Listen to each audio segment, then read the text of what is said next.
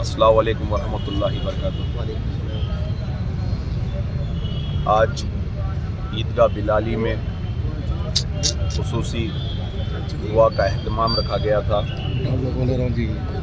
और यहाँ पे काफ़ी लोगों ने आकर इस दुआ में शामिल हुए हैं और इस दुआ का उन्वान ये था कि जैसा कि हमारे मुल्क के हालात हैं, हम हिंदुस्तान में फिल वक्त तैयार व मददगार है।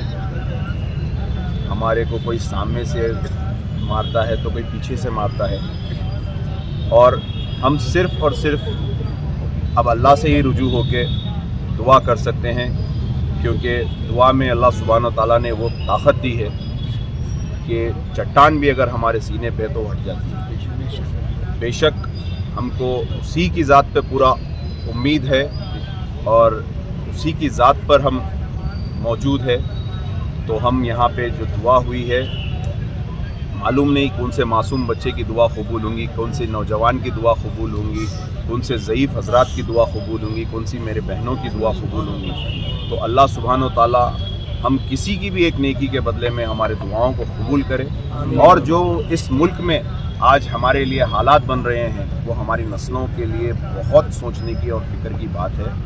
हमको कोई कुछ उल्टा बोल रहा है, कोई सीधा बोल रहा है, लेकिन एक्सपर्ट का यही बोलना है कि ये बिल मुसलमानों की तबाही का बिल है। हिंदुस्तान का जो सबसे ख़तरनाक बिल जो लाया गया है वो हमारे लिए ये वक्फ का बिल एक्ट लाया गया है।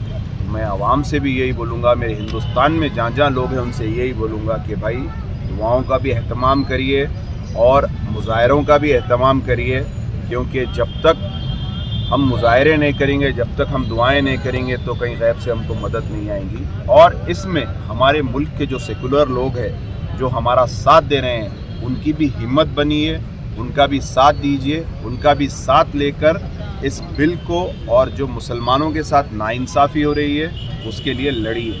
आपको लड़ना ज़रूरी है और आपको खुद मूसा बनना है फ़िरौन के आगे। तो यहाँ पे फ़िरौन भी बहुत हो गए हैं, तो हमको मूसा की शक्ल में हमको भी बहुत होना है। मैं तमाम लोगों से यही गुजारिश करूँगा कि जहाँ जहाँ पे मुज़ाहरे हो रहे हैं, जहाँ जहाँ पे इसके जलसे हो रहे हैं, जहाँ जहाँ पे प्रोटेस्ट हो रहा है, जहाँ जहाँ पे इसकी मीटिंग हो रही है, अपना वक्त निकालिए।